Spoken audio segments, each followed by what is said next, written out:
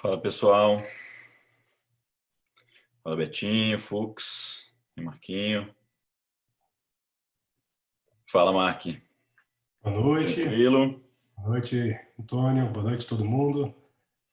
O pessoal vai entrando aos poucos aí, então vamos deixar o pessoal se aproxegar.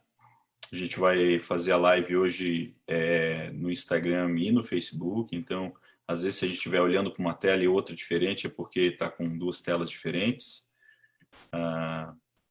O tema então hoje da live que é um tema que é muito frequente no consultório, acredito que tanto do ortopedista quanto do urologista, que é dor nas costas. Dor nas costas, de uma maneira geral, é a segunda principal queixa de pacientes em consultório médico no mundo todo, só pede para queixa de resfriado comum.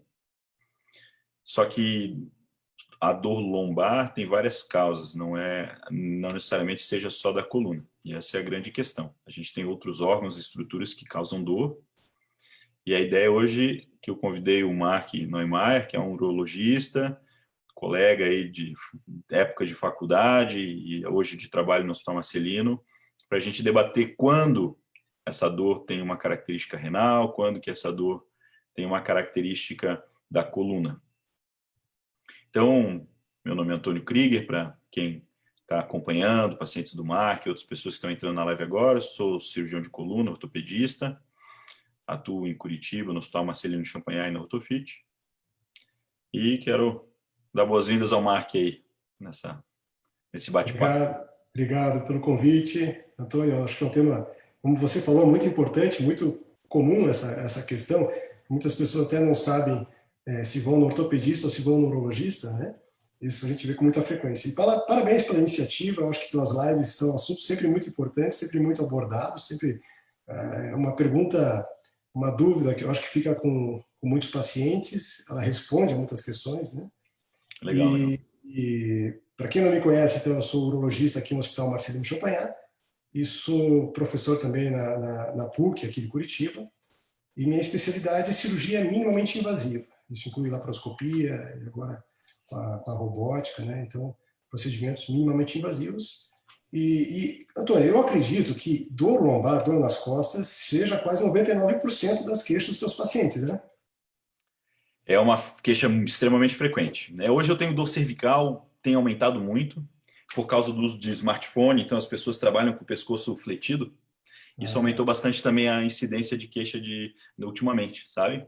Agora com home office, trabalhando com notebook, que a tela não fica também no nível da visão, que a pessoa trabalha com o pescoço fletido, tem aumentado. Mas ainda a dor lombar é o carro-chefe, é o nosso arroz com feijão, como eu digo, do dia a dia nosso de consultório, sem dúvida nenhuma.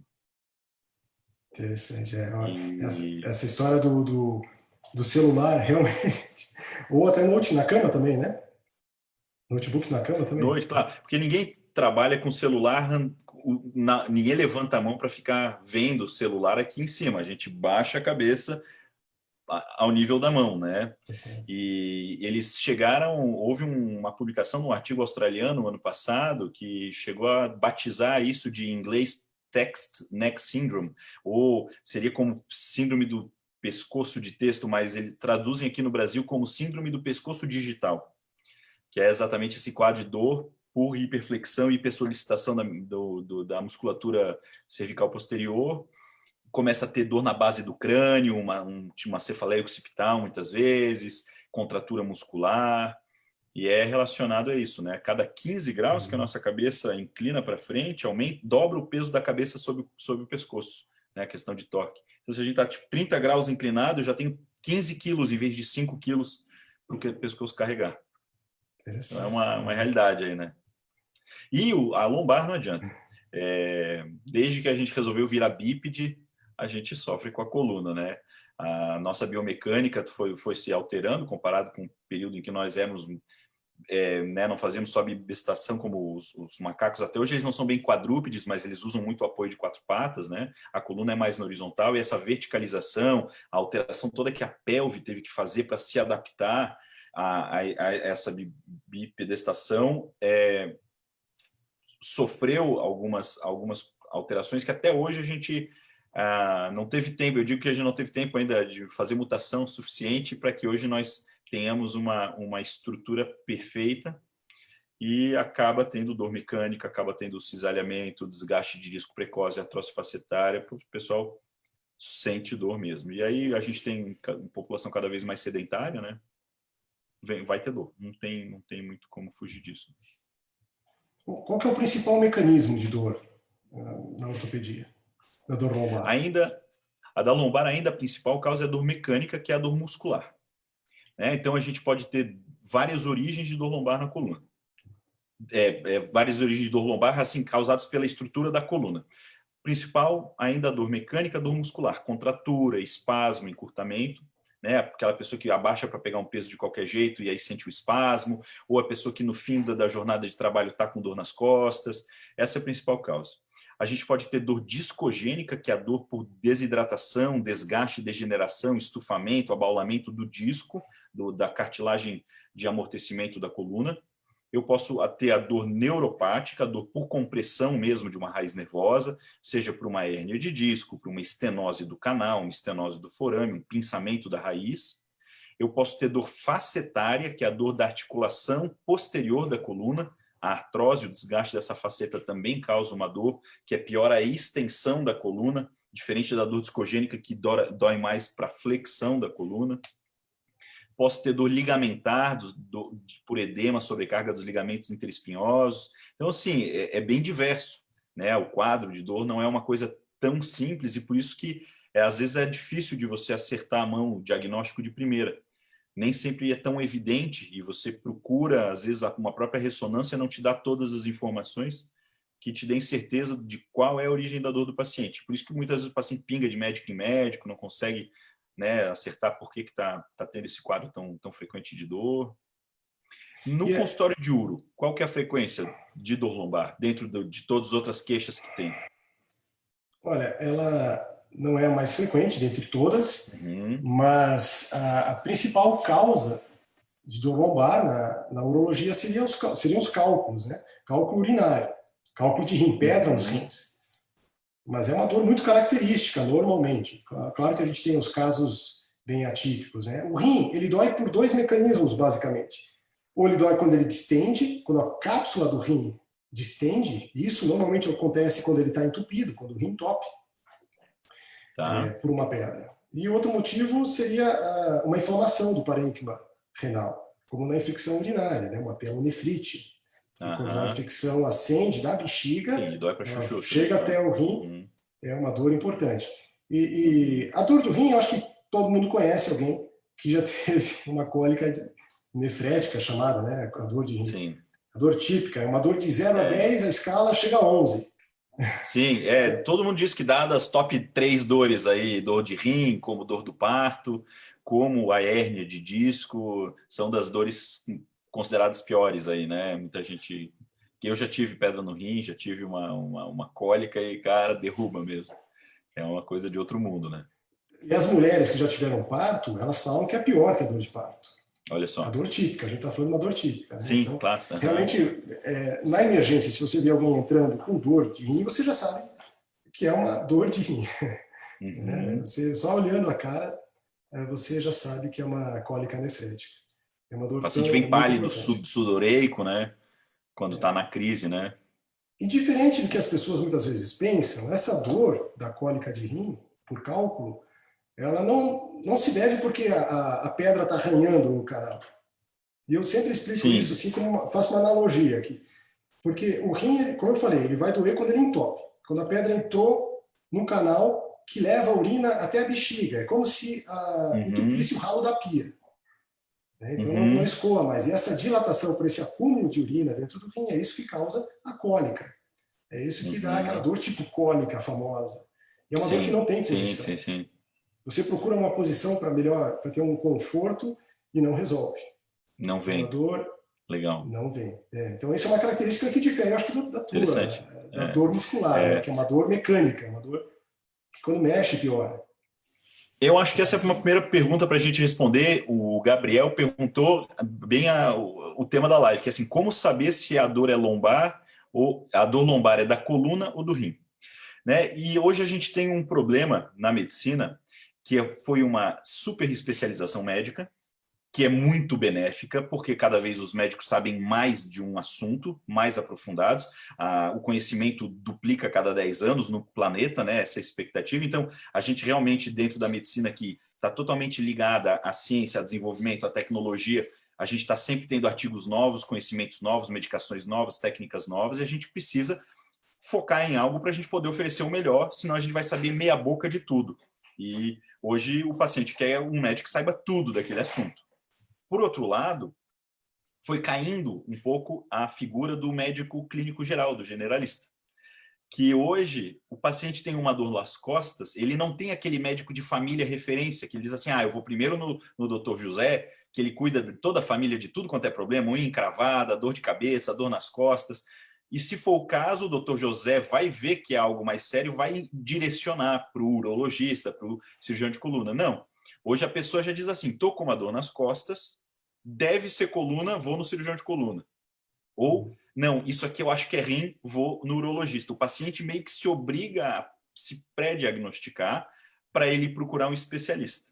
E às vezes cai na mão de um especialista, cai na mão do cirurgião de coluna, e eu penso, já que sou cirurgião de coluna, eu vou procurar problema na coluna. Esqueço de querer entender que pode ser uma dor lombar por dor do rim, pode ser por uma mulher que tem dor por endometriose, por uma cólica mesmo menstrual, por diversas, né, uma DIP, outras questões que a gente pode ter e que também causam dor nas costas. Acaba sendo já assim, tipo, entrou no consultório de uro, então vai ser o problema vai ser urológico, né?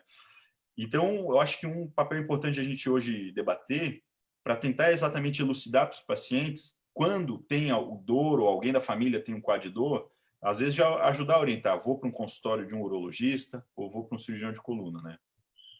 Como que é a dor mais típica, então, do rim? Seja por uma síndrome nefrética, seja por uma pedra? Então vai depender muito realmente da causa, né? Então, os outros sintomas que acompanham a dor lombar é que muitas vezes determinam. Por exemplo, uma infecção urinária normalmente é mais comum em mulheres. Aliás, muito comum em mulheres. Começa com uma vontade de urinar mais vezes, né?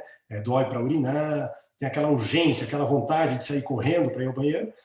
E se deixado, muitas vezes essa infecção pode ascender, vai para o rim. Então você tem esse quadro. Normalmente até é mais comum o quadro de infecção urinária baixa, cistite, preceder a pielonefrite. E a pielonefrite vem acompanhada também com febre, muitas vezes, né? A maioria das vezes também com febre. Claro que a gente tem casos atípicos que não é bem assim, né? Às vezes tem infecções que ascendem, tem mais afinidade para o rim, sem ter a cistite. Então, depende muito da característica de outros sintomas que também a gente pode nos guiar o que a gente vai fazer na sequência e o motivo da dor.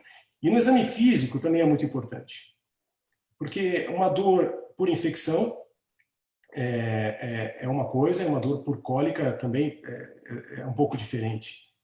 A gente tem a dor de cólica, como eu falei, a característica dela é ser muito forte. Normalmente esse paciente vai para emergência, né? Não vem aqui. Certo. Mas tem, olha, dependendo da posição que tiver a pedra, e como eu até lembrando, né, a pedra no canal da urina, não pedra no rim. Dependendo da posição, entupiu o rim. Se a pedra estiver próximo da bexiga, pode até dar dor lombar, mas também pode ter aumento da frequência urinária. Então a pessoa vai muitas vezes ao banheiro e acha que é uma infecção, mas pode ser pedra também, acompanhado pela dor lombar. Então o exame físico ajuda muito.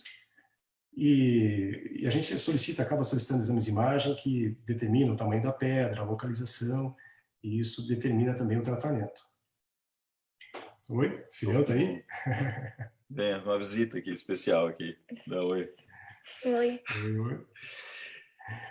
Então, Antônio, então... acho que dois pontos depende... que... Agora pode concluir. Não, dois pontos que você falou que eu acho que são bem legais para a gente assim, separar bem a dor do rim da dor da coluna. Primeiro, é essa característica mais de cólica, que nunca vai ser a dor da coluna. Nervo, disco, músculo não tem dor tipo cólica. tem dor tipo aperto, tipo pontada, pode ter uma dor tipo queimação, mas cólica é mais característica de dor visceral, né? Então, ou pode ser o útero, ou pode ser rim, geralmente. É uma primeira coisa para o paciente pensar. Mulher, principalmente com dor de cólica, avaliar período menstrual, se não tem relação, né? Seja até com ou quadros de endometriose. Tem as questões de dores até intestinais, diverticulite, outras questões que também podem cursar com dor lombar, né? Então, essa é uma primeira característica de dor que eu acho que ajuda um pouco o paciente a entender. Uma segunda característica que você comentou, que é que quando o paciente, por exemplo, tem uma pedra, está com uma síndrome nefrética e uma cólica nefrética, não tem posição que alivie, né? O paciente pode sentar, levantar, ficar de um lado, do outro, dói. E a dor na coluna, geralmente, é uma dor dinâmica, mecânica. Ou seja, dependendo da posição que a pessoa assume, a dor alivia. Isso na vasta maioria dos quadros. Seja uma dor muscular, a pessoa vai encontrar um ponto de relaxamento daquela musculatura. Quando é uma dor de uma hérnia de disco, geralmente se a pessoa inclina para o lado oposto da compressão da raiz, abre o forame, descomprime a raiz, alivia a dor. Se é uma dor facetária, a pessoa inclina para frente, diminui a sobrecarga do ligamento ou da faceta, diminui a dor também.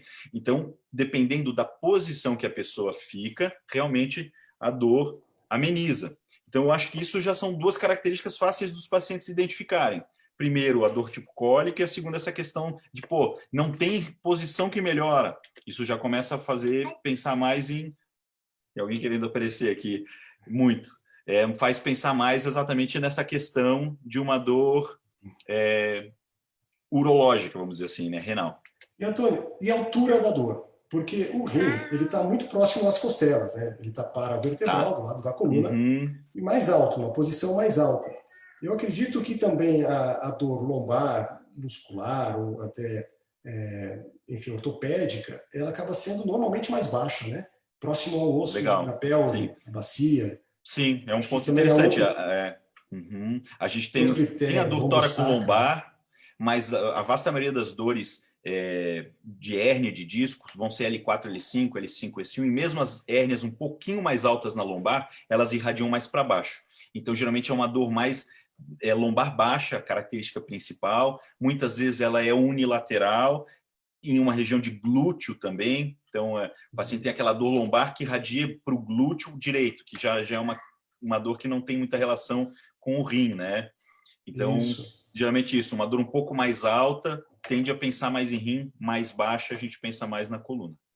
Sabe, agora eu me lembrei de um ponto muito importante aqui na quarentena, o pessoal está fazendo mais home office, muito tempo sentado. E eu tenho observado que aumentou muito a frequência de prostatite, que é uma infecção da próstata, né, até associado à falta de ingesta de líquido, ele fica mais tempo sentado, né? E também faz normalmente uma dor lombar. Mas tem outros sintomas associados, né? Prostatite eu não lembrava, pode fazer dor também, então, lombar. Pode fazer dor lombar, né? Interessante. E é uma infecção urinária que tem sido, eu tenho diagnosticado muito aqui nessa quarentena. Esquece, trabalha mais até, né? Home office, o pessoal fala que trabalha mais do que trabalha no trabalho. Eu tenho ouvido isso mesmo, é verdade, tenho ouvido isso mesmo. E ficar muito tempo sentado aumenta o risco de prostatite? Aumenta a principal causa hoje em dia, né? A gente lembra dos ciclistas também, né? Os ciclistas. Isso, que é o clássico, né? Eu lembrei disso, o ciclista por causa do selim também, né? E a falta de ingesta de líquido também, enfim. Tudo associado. Mas é outra causa que daí seria dor lombar baixa. Mas aí tem algum sintoma. Daí pode ter dor para ejacular, dor no final da micção, o jato pode ficar um pouco mais fino, né? Um pouco mais fraco. Mas alguma coisa, Antônio, alguma coisa, uma dor, enfim, uma hérnia de disco, alguma coisa pode ter sintoma urinário associado? Pode. Essa pergunta aqui, ó, duas pessoas, a Márcia Prado perguntou se dor nas costas e perda de urina sempre é problema do rim. E a segunda é hérnia de disco pode causar alterações urinárias. Então, assim, as alterações na coluna, lombares, musculares, facetárias, discais, não vão ter relações nunca com alterações urológicas. Mas no quadro de uma compressão radicular, de uma compressão de raiz nervosa ou de síndrome de Caldequina, em que eu tenho uma compressão mais grave das raízes sacrais, que são as últimas raízes que a gente pode cursar com alterações urinárias, com perda de controle de esfíncter, tanto urinário quanto fecal.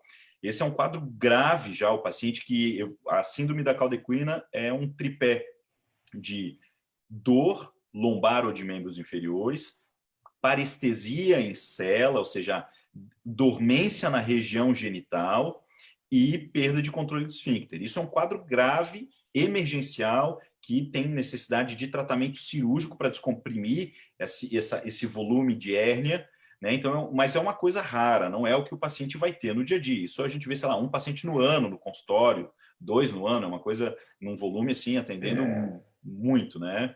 Quem perguntou é uma mulher, né? Sim, É uma mulher. a massa sobre perda de urina junto, né? Então, perda urinária na mulher é muito comum. E o mais comum é a perda urinária aos esforços. Quando a pessoa tosse, espirra. Clássico isso. Então, isso é outro mecanismo, normalmente. Agora tem que acompanhar essa dor lombar, tem que ver se é uma dor mecânica, se é uma dor tipo cólica, né, que a gente estava conversando agora. E eu lembrei que também existe um tipo de dor, normalmente pessoas mais jovens, é mais diagnosticado inclusive em crianças, mas é uma malformação do rim, onde a saída de urina do rim, a saída do canal do rim, ele pode estar estreitado. Então, em algumas pessoas, o diagnóstico é feito de forma mais tardia, 20, é uma estenose ureteral? Ureteral, que pode ser progressiva e uma idade um pouco mais avançada pode ser clinicamente mais evidente, né? Pode se manifestar. Entendi. E é uma dor que quando você bebe mais água, ela costuma piorar. Ou a pessoa bebe cerveja. Entendi. Bebe cerveja. Mais diurético, assim, E é pior a dor. Então, isso é uma obstrução da saída de urina. Mas lembrando sempre assim, normalmente, a dor renal é unilateral. Assim como você também falou a parte ortopédica, né? Unilateral. Sim. Dificilmente ela acaba sendo bilateral.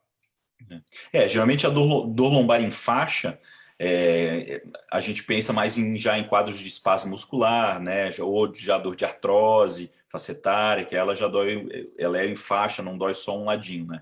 Ela já é essa dor mais característica ortopédica mesmo, né?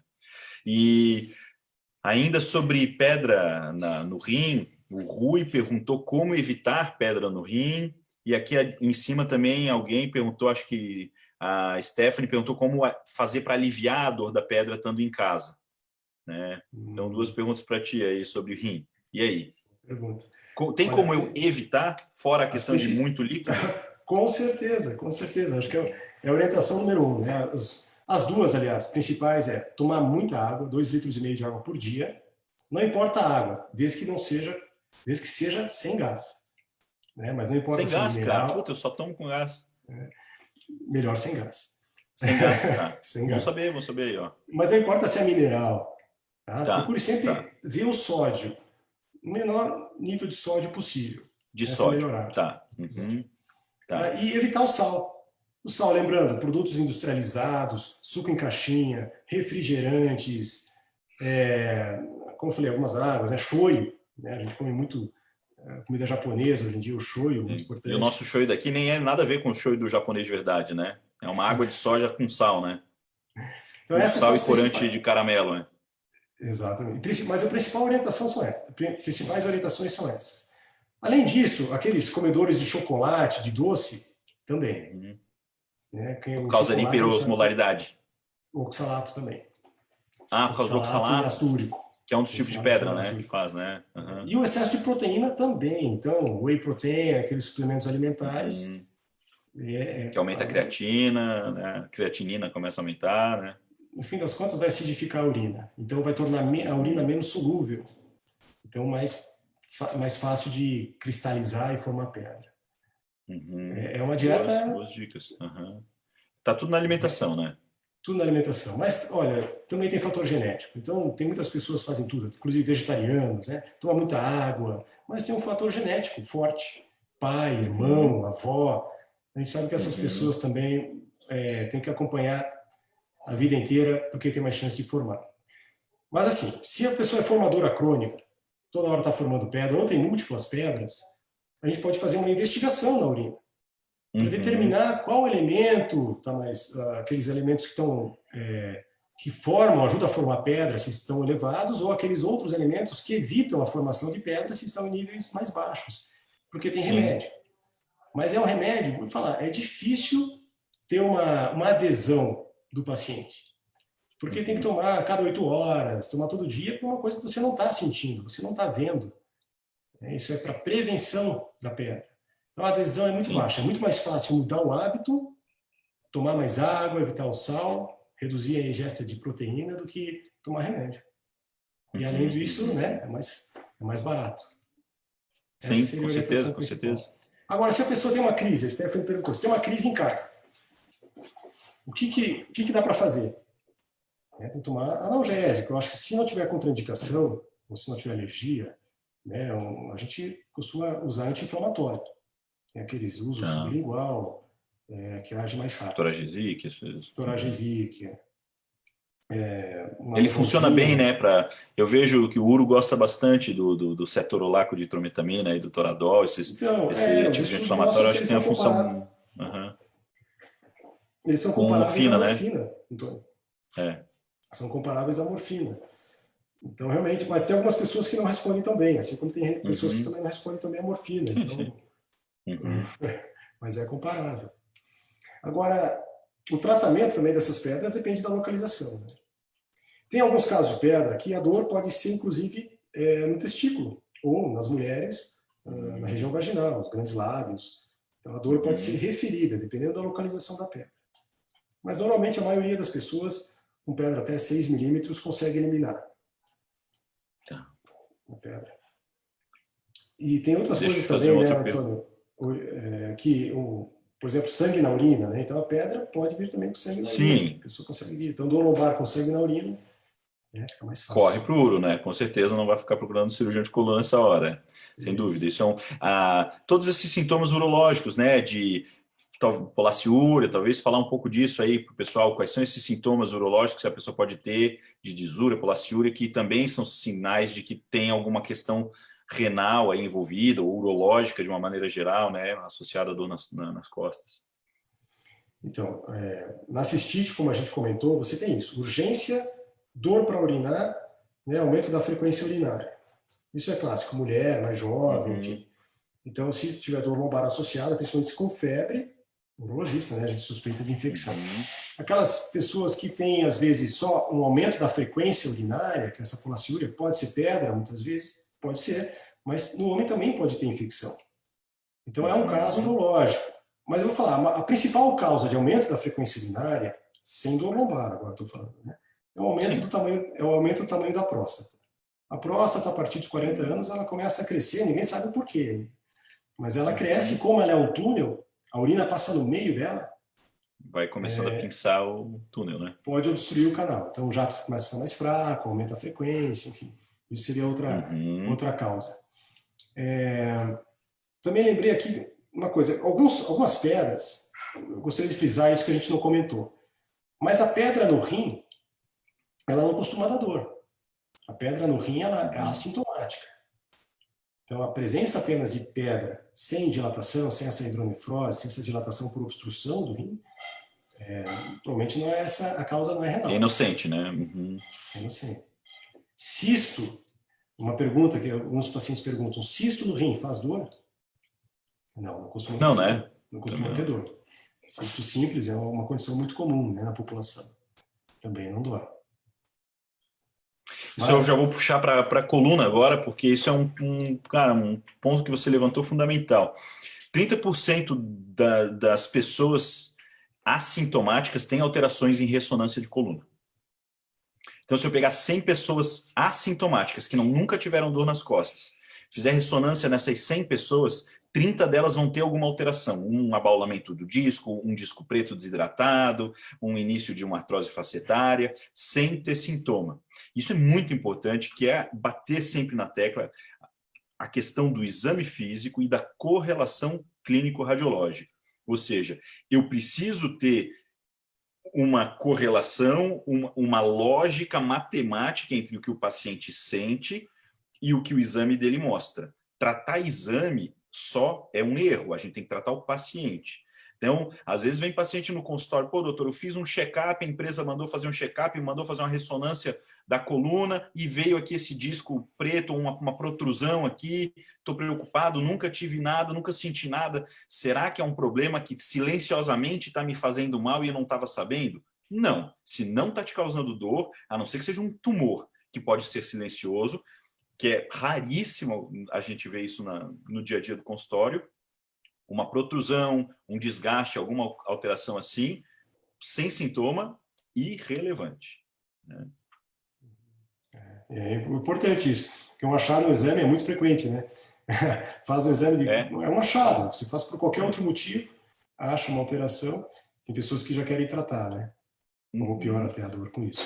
Eu tenho aqui umas perguntas, ó, Oliveira, Rosi Oliveira, aqui, ó. Boa noite, doutor. No lado direito, abaixo, nas últimas costelas, tem noite que não durmo porque a posição incomoda, tenho medo de ser rim, mas tomo água até demais. Boa pergunta. Existe uma síndrome muito rara, já ouvi falar da síndrome do 12º nervo intercostal, ou síndrome da costela. É uma coisa muito incomum, muito rara, mas ela é facilmente diagnosticada no exame físico. Então, a gente acompanha o trajeto da costela, da última costela, que normalmente ela é flutuante, nós temos experiência fácil palpar, né? Talvez nem todo mundo consiga. E ela acompanha a costela. Então, é uma dor que, se você toca, reproduz a dor. E algumas posições podem realmente piorar. Tem outros nomes para essa síndrome, eu acho que tem até síndrome da posição para dormir, alguma coisa assim. Sim, até epônimo tem, mas é interessante, é algo para a gente considerar, né? Pode ser por isso, né? Então, o exame físico é importante. Agora, tomar água demais, como eu falei, tomar água demais é bom, mas não é garantia de que não vai ter pedra. Sim, bom ponto, né? E pode ser também por exemplo, um pinçamento de alguma raiz nervosa, ali uma protrusão, por exemplo, mais no forame T11, T12, T12L1, pode pegar a raiz e irradiar pelo nervo intercostal, e também eu tenho uma dor que irradia para flanco. Isso é outra coisa que às vezes pacientes têm, além de uma outra dor, essa dor que acompanha arco costal. Eu atendi um paciente faz 2 semanas que com um quadro desse, uma dor que em região de arco costal, que irradia, levantou a blusa cheia de feridinha. Era herpes zoster. Se não mete a mão, não examina, o paciente não olha, pele, pensa, palpa por cima da blusa aqui e tal, toma um remedinho, pede uma ressonância da coluna, o cara tinha um quadro franco de herpes zoster. E é uma dor importante, né? E é uma dor com característica de queimação. Queimação essa é uma dor, aí. Queimação. No pensamento por uma discopatia, é por queimação também ou é uma dor mais... Quando pega raiz, ela é mais tipo choque do que queimação. Ou é dor doída, que o pessoal diz mesmo, que é dor tipo um aperto, né, constante. Não é nem cólica e nem queimação. Então, consegue, pelo tipo da descrição da dor do paciente, você consegue também direcionar muitas vezes já qual que é o problema e investigar a partir dali, né? A Luciane Vidal, ó.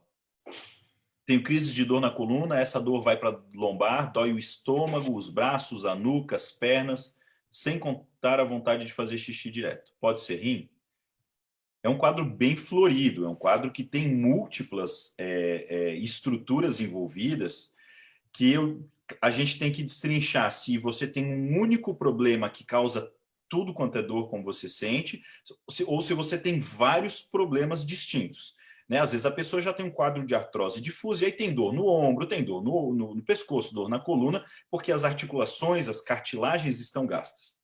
Isso é uma coisa. A pessoa pode ter um quadro de dor também, de dor, por exemplo, fibromialgia, de síndrome miofacial, que se caracteriza com quadros de dores poliarticulares, de múltiplos lugares diferentes do corpo. Existem os trigger points, os tender points, que a gente avalia, que são pontos de dor, de contratura muscular ao longo do corpo, e que precisa ser tratado também especificamente para isso. E existe a possibilidade de ela ter um problema na coluna, um problema no pescoço, um problema no rim, ou seja, várias situações diferentes.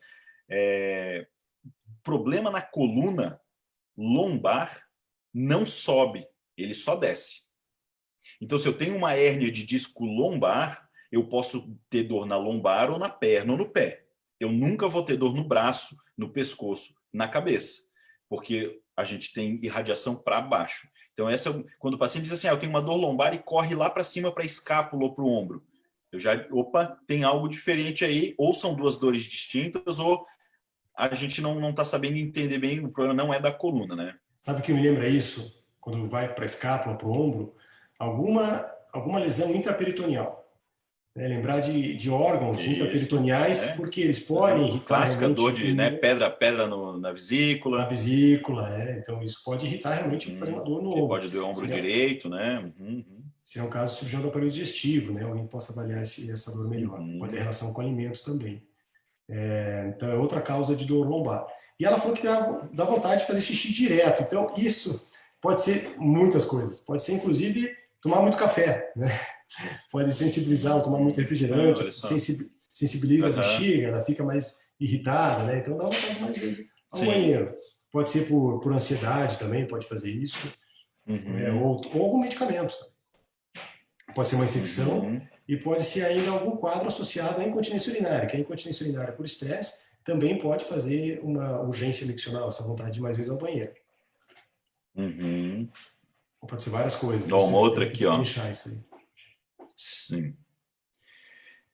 MR Jane Dantas aqui. Boa noite, tenho muita dor na lombar, tenho hérnia na L4, L5, L6, S1, L6, mas agora estou com dormência nas pernas, não consigo ficar muito tempo em pé nem sentada. Veja, dor nas costas e dormência nas pernas pode ser uma compressão de estrutura neural, de raiz nervosa, que dá geralmente uma lombociatalgia, pode cursar com dor e perda de sensibilidade, formigamento. Quando a gente tem um quadro, a pessoa tem dor nas costas, dor nas pernas, e quando começa a caminhar, as pernas pesam e a pessoa tem que até parar, porque as pernas começam a falhar, isso pode ser um quadro de uma claudicação neurogênica ou vascular. A claudicação vascular relacionada à insuficiência venosa, arterial, e a claudicação neurogênica relacionada à estenose do canal, que é o canal da medula apertado, estrangulado. Então, a medula que passa no canal começa a ficar presa e começa a pifar o impulso elétrico que vai para as pernas, e aí pode causar isso. Essa fraqueza, a própria estenose pode ser causada por uma hérnia volumosa que também aperta o canal da medula. Então, de qualquer maneira, precisa fazer uma avaliação com um ortopedista, com um cirurgião de coluna para investigar melhor, né? Ó, a Cíntia aqui está apavorada, dizendo que comer chocolate demais pode causar pedras nos rins. Como assim? A filha está com medo aqui. Eu também não gostei muito do que o Marco falou aqui. Mas vou tomar mais água aí quando eu comer chocolate, então, né? Exatamente. Tudo em excesso faz mal, né? Já percebeu? Tudo em excesso faz mal. E é a vida. Eu acho que isso aí a gente tem que se adaptar, tem que entender isso. O Neto Duve aqui fala que esses exames às cegas geram mais sobrecarga emocional. Hoje se discute muito a validade do check-up não direcionado. Do tipo, doutor, pede aí uns exames para ver qual é. Se a pessoa não tem sintomas e pedir excesso de exame, muitas vezes se cria iatrogenia, se cria um diagnóstico de um problema que não existe, né? Então, é muito importante a gente trabalhar com prevenção mais do que só com check-up. Prevenção é ter uma vida com saúde, né? Com alimentação adequada, com sono adequado, com atividade física regular, ter um acompanhamento médico para sintomas, ouvir o seu próprio corpo, sentir se tem algo estranho e fazer exames direcionados, né? O check-up, de maneira geral, ele tem algumas validades preventivas, mas ele tem que ser feito também com uma equipe médica que saiba por que está pedindo e o que ele espera desse resultado de exame, né? Como diz o ditado, para quem não sabe onde vai, qualquer caminho basta. Né? Pedir um exame por pedir, sem saber o que eu estou esperando. Se eu pedir uma ressonância hoje minha, vou pedir uma ressonância do meu crânio, eu não tenho nenhum sintoma, o que vai me trazer de informação, mesmo que tenha apareça alguma coisa, tipo, qual que é a importância dessa alteração se eu não tenho sintomas, se eu não estava nem sabendo o que eu estou querendo encontrar lá dentro, né? Acho que isso vale para todas as especialidades, né? A Marisa está perguntando se cálculo renal pode ter infecção urinária de repetição. Então, existem alguns tipos de cálculo de pedra no rim. Normalmente são pedras grandes, isso. A gente chama isso de coraliformes, que são causadas até por infecção. Por algumas bactérias produtoras de urease. E elas podem sim, mas aí são pedras características, normalmente são pedras muito grandes, coraliformes, elas ocupam todo o rim. E elas não dão dor, não, podem dar, tá? Mas até muitas vezes são assintomáticas. E podem ser fonte, sim, de infecção de repetição. Mas a maior parte das infecções de repetição, e a gente está falando isso para quem tem 3 ou mais infecções ao ano. Tá? Mais de 3, na verdade. Mais de 3 infecções ao ano. Nesses casos, a maioria dos casos, a maioria das vezes não é por pedra. É por alguma deficiência genética, ou por falta de líquido, ou por muito estresse, ansiedade, pode estar relacionado à menopausa também, a gente tem que lembrar disso. Aí baixa de imunidade, baixa imunidade, também tem causa genética envolvida. Então, outras causas, né? Mas isso a gente trata fácil no consultório. O Mileno comenta sobre aqui que parece uma red flag, né? Esse é um assunto legal para a gente comentar. As red flags, as bandeiras vermelhas, são sinais de alerta de quadros dolorosos. Então, a pessoa que tem dor nas costas e associado a isso tem uma perda ponderal, ou seja, tem uma perda de peso. Pô, perdi 7 quilos em 2 meses sem fazer dieta. E além disso, tenho dor nas costas. Isso tem que acender uma lâmpada vermelha para a gente que isso não é normal e que tem risco de ser algo grave, um tumor, um câncer, uma metástase, para estar associado, ou tenho dor nas costas e tenho febre. Toda noite, chega no final do dia, me dá febre, ou à noite eu acordo suando de febre. Durante o dia eu não tenho nada. Isso é um sinal também de alerta, tem algo errado. Tenho dor e tenho perda de força importante, meu pé não consegue mais levantar para eu subir o degrau da escada, meu pé se arrasta no chão. A dor não melhora com medicação, com tratamento conservador, são todos sinais que mostram que já não é mais uma dor simples, inocente, só de um mau jeito, né? E a gente tem, como médico, tem que estar atento para separar o joio do trigo, né? Para saber o que é aquela dor simples que eu não preciso ficar nem apavorando o paciente, nem fazendo excesso de exames nele, e logo direcionar um tratamento simples e eficaz, daquele paciente que precisa de uma investigação mais aprofundada. Imagino que na parte urológica a gente tenha essas mesmas situações, né? Tem. Falando da dor lombar, a dor tipo cólica nefrética mesmo, né? É uma dor muito forte, então realmente deve procurar. A presença de sangue na urina ou dor lombar com febre também deve procurar, né? O red flag. Porque uma infecção urinária associada a um cálculo obstrutivo, aí é muito grave. Pode ser muito grave. Então, realmente, a gente tem que intervir. De perder o rim, né? Dependendo da situação, né? Não, de vir a óbito mesmo. A gente está falando de casos de risco à vida. Aqui. A infecção urinária, febre associada a um cálculo renal obstrutivo, para fazer sepse. Fazer sepse é muito rápido, pode ser questão de horas mesmo. Então, é algo que a gente tem que intervir, tem que drenar o rim. É um caso muito importante. E garotas, principalmente mulheres mais jovens, que têm infecção urinária, que estão com vontade de urinar toda hora, dor para urinar, enfim, tem que procurar também. Não adianta achar que vai resolver. Pode até resolver espontaneamente, mas não vale a pena arriscar, porque essa infecção pode ir para o rim e pode fazer uma cicatriz renal. Né? Então, pode ser, tem que procurar também o atendimento médico.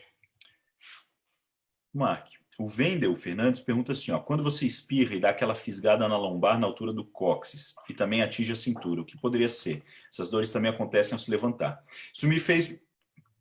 Eu vou responder a pergunta dele, mas fez perguntar uma coisa para você. Então, assim, quando a gente espirra, a gente faz a gente aumenta a pressão intraabdominal. Isso tem um nome, uma manobra chamada Valsalva. Ela é uma manobra que a gente faz até como teste para diagnóstico de muitos problemas relacionados à nossa região abdominal. Então, ao fazer um espirro ou uma tosse em que a gente aumenta a pressão, se eu tenho, por exemplo, uma hérnia de disco, eu aumento a pressão desse disco e eu posso aumentar a extrusão, ou seja, o volume de cartilagem vaza mais para fora e cutuca a raiz nervosa e aumenta a dor. Então, isso é uma possibilidade. Existe um quadro chamado coccidínia, que é o quadro de dor do cóccix por inflamação dos ligamentos pélvicos, dos ligamentos sacrococcígeos, que são ligamentos, estruturas de músculo e como se fossem quase tendões, cordinhas que conectam os músculos até as estruturas ósseas. O cóccix é recheado desses ligamentos e o aumento da pressão abdominal também muitas vezes traciona esses ligamentos e causa dor do cóccix. Mas aí vem a minha pergunta. tossir, aumentar a pressão intraabdominal pode também agravar um quadro de dor renal? Ou não tem característica? Não é a característica principal, né? Não é a característica principal. Não. Existe o músculo púbico-oxígeo também, né? Então ele tem um reflexo, quando a gente tosse, espirra, que para não perder urina, a musculatura contrai. Então pode estar relacionado a isso também. Mas é a questão mais osteomuscular ali, local. Mas aumentar a dor renal, não. Aumentar a dor renal, não. Dor tipo cólica. Então, para quem quer imaginar e nunca teve essa dor, assim, né? Como é que é uma dor cólica? Para as mulheres, cólica menstrual, né? Uma dor que ela vai subindo, vai aumentando a intensidade gradativamente e sem fazer nada, não tem movimento, não tem posição, ela vai melhorando, enfim. E isso é chamado movimento, a cólica. Ou para os homens, aquela cólica de intestino, gases. Sim. Né? O intestino distende. De Então, isso é uma distensão, dor tipo né? cólica. Mas tem casos atípicos, né? A gente já fez diagnóstico com pessoas que só tiveram náusea, vômito associado, que faz uma irritação entendi. de nervo muito importante, né? Então pode ter náusea, vômito associado. Também. Sudorese. Esse é um dos sintomas, isso que eu ia falar, de cólica renal clássico, né? De paciente vê aquilo que eu digo, vem pálido, sono frio, né? Quando está, às vezes, em crise, a gente vê isso, né? JJ Genuíno comenta que tem uma dor horrível na perna direita, bem do lado direito do joelho. Não consegue dobrar, às vezes acha que não tem febre, só nas pernas a sensação. Dor nas pernas, principalmente dor articular, a gente tem que tentar separar se é uma ciática, uma dor relacionada à compressão e irritação do nervo ciático, de uma dor articular mesmo. Pode ser uma dor, uma síndrome da pata de ganso, que é a pés anserinos, que é a inserção de 3 músculos principais aí da nossa coxa que se insere na face lateral do nosso joelho. Pode ser uma síndrome do trato iliotibial, pata de ganso é medial. Síndrome do trato iliotibial, que é lateral, que pode também causar essa dor na região, na face lateral do joelho. Pode ser uma lesãozinha de menisco, que muitas vezes ao dobrar o joelho agrava a dor. Então vale a pena fazer uma investigação com o ortopedista para que examine fisicamente e tente entender se é uma dor mais neural ou é uma dor mais articular. O William está perguntando trauma direto e dor renal aguda. O rim é o órgão do aparelho urinário que é mais frequentemente acometido no trauma, tá? Lesado no trauma, da parte urinária. Mas normalmente é um trauma de alta energia. É um acidente automobilístico em alta velocidade, é uma queda de grande altitude, um acidente de moto, enfim. Claro que tem exceções, mas normalmente é alta energia. Então, dificilmente um trauma, bater na porta ou na mesa, isso vai causar algum dano renal, dificilmente. Então, normalmente esses traumas menores têm uma lesão da costela, e até porque o rim está protegido pela costela, né? Então é muito mais fácil você ter uma lesão muscular ou do próprio arco costal em si do que do rim. As exceções seriam pessoas que têm tumor no rim, ou pessoas que têm hidronefrose. Então, pessoas que têm um tumor, pode ser até benigno, ou cistos, isso pode romper mais facilmente. Romper, né? Num trauma, né? E essa coisa até do próprio boxe, né? De dar um soco no rim, né? Quanto que isso realmente a dor é dor visceral do rim ou é dor da região, principalmente de arcos costais ali que estão flutuantes, que é super sensível, né? Não é o rim em si, né? Mas e o Jordano? O que tem? O Jordano ele vai ser positivo quando o rim está dilatado ou quando ele está inflamado. Porque isso é uma coisa que até em casa podem fazer, às vezes pedir para alguém fazer como uma maneira de entender de onde vem a dor, né? Só que mas tem que fazer corretamente. Judiar, é uma dor irradiada na região anterior, né? Sim. É uma dor irradiada na região Não dá para sair socando as costas para descobrir de onde vem a dor. Né? Não é aquela dor, Jordano, não é a mesma coisa que você palpar a musculatura dorsal e reproduzir, né? E doer, isso. Deve ter Localizar bastante bem falso a dor, positivo, né? Isso, você não localiza bem a dor. Uhum. Não pode ter dor à palpação ali. A Enisele Chueda pergunta assim, ó, boa noite, estou com dor na coluna lombar e comecei a fazer dieta devido ao ácido úrico, estou um pouco melhor. Isso é uma boa pergunta. Qual que é a relação ou a relação entre o ácido úrico e pedra no rim e quanto que uma mudança de alimentação para questões de ácido úrico, de gota, pode influenciar positivamente o rim? É uma questão. Existem pedras de ácido úrico. Tá? Existem pedras de ácido úrico que elas são, inclusive, muitas vezes no raio-x você não vê essa pedra porque ela é mais Radiotransparente, né? radiotransparente. Ela não tem uma densidade tão intensa assim. E às vezes com medicamento também você pode até talvez tentar dissolver em alguns casos. É uma pedra muito mole, arenosa. Mas o ácido úrico ele vai acidificar a urina. Então, na propriedade química, acidificando, você diminui a solubilidade. É o chamado pKa na química. Então, você diminui a solubilidade da urina. Então, os cristais, pensando num copo cheio de água com açúcar, você, aumentando a acidez desse copo de água, você vai fazer com que aquele açúcar fique mais sedimentado. Mais açúcar sedimenta lá e pode virar cristal, né? Pode cristalizar. Virar cristal. Esse é o mecanismo. Então, o ácido úrico também, além de fazer pedra de ácido úrico, ele pode favorecer pedras de oxalato de cálcio, que é o mais comum. Outros tipos de pedra, diminuindo a solubilidade. Eu até vou adiantar, talvez seja outra pergunta aqui do pessoal. O cálcio na dieta pode aumentar a pedra? Vira pedra, não. Que é clássico, né? Não. Então, normalmente não. Não adianta restringir o cálcio. Até porque o cálcio no intestino, ele gruda, ele junta com oxalato, que é outro fator de risco para desenvolver pedra, e ele vai ser eliminado, não vai ser absorvido. E é expulso, então, né? Também é um fator protetor. Pessoas que têm diarreia crônica têm mais chance de ter pedra nos rins também, ou fizeram cirurgia, aquela gastroplastia, né, por obesidade. Também aumenta? Olha só, interessante. E aí, falando então, que você já comentou várias vezes sobre a acidez da urina, né? E a água alcalina? Há alguma evidência científica de que tomar uma água com pH mais alcalino melhore o rim? Não tem. Não, né? Também não. Nem água não com limão e gratidão? Não. Resolve nada. Também não. Não, assim, é que o limão tem citrato, né? O citrato é uma substância que é inibidora da formação de pedra. Mas para você ter citrato na tua dieta, você teria que tomar no mínimo 6 copos de suco por dia. Suco de limão, laranja, no mínimo. Então, o tratamento para evitar pedra nos rins, a gente utiliza o citrato de potássio mais comumente. Né? Então, tem citrato. Sim, mas um pouco de limão na água, não. É pouca coisa, né? Olha aqui, a Luísa, novo aqui. Fiz fisioterapia para dor lombar e os choquinhos deslocaram meu cálculo.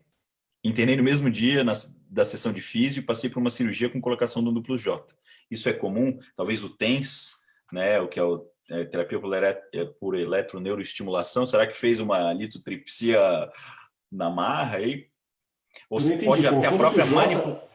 Ela tinha um problema na coluna, fez uma sessão de físio e na físio possivelmente usou o choquinho TENS e isso acabou estimulando uma crise nefrética. E ela acabou aí foi para o hospital no mesmo dia da sessão e acabou tendo que botar o duplo J. Coincidência ou a manipulação pode ter... Deve ter sido por cálculo. A gente observa que cálculo renal, a dor por cólica nefrética, é mais comum no final do ano. E está muito associado também, não à formação da pedra, mas a pedra sair do rim e entrar no ralo, entrar no canal e ter dor, está mais associado a pessoas que estão mais estressadas. Liberou adrenalina antes de prova, final do ano, correria, antes de viagem, uma viagem para o exterior, daí está cheio de trabalho para fazer. Então, é mais comum a pedra descer, sair do rim em períodos de estresse. Eu acredito que ela deve ter sofrido naquela sessão. Sim, e aí liberou. Olha só, é azar duplo. Interessante. O que mais? Teve uma aqui que o paciente perguntou sobre espondilolistese grau 1. Ele não chegou a fazer a pergunta em si. Espondilolistese é o escorregamento, deixa eu virar de lado aqui no vídeo, é o escorregamento de uma vértebra sobre a outra.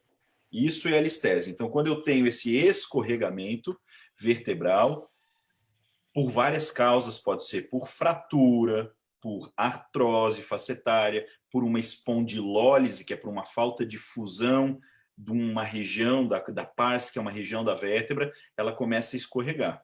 Né? A espondilolistese grau 1 raramente é sintomática, raramente se opera, a não ser que realmente ela cause sintomas e tenha uma instabilidade franca, o que não é comum a gente ver. As espondilolisteses de graus mais avançados, elas podem ir para o grau 2, 3, 4, 5, vão aumentando a instabilidade. Então, a pessoa se movimenta e a vértebra está instável uma em cima da outra. Isso causa uma dor mecânica muito grande. Muitas vezes precisa até de fixar mesmo com parafuso para melhorar o quadro da pessoa e voltar a ter uma vida normal. Numa outra perspectiva terapêutica que ela fez de físio, fez o organismo dela expelir algo que não deveria estar lá.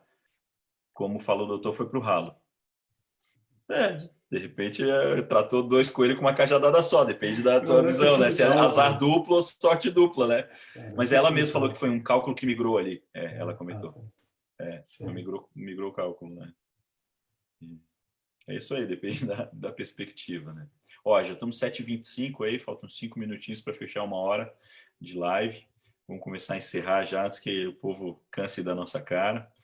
E o Neto pediu para falar um pouquinho sobre a relação de exercício, dor na coluna e rim. Então, aí a gente pode falar uma outra coisa que foge um pouquinho do assunto, mas falar de rabdomiólise, que é, né, o exercício físico extenuante.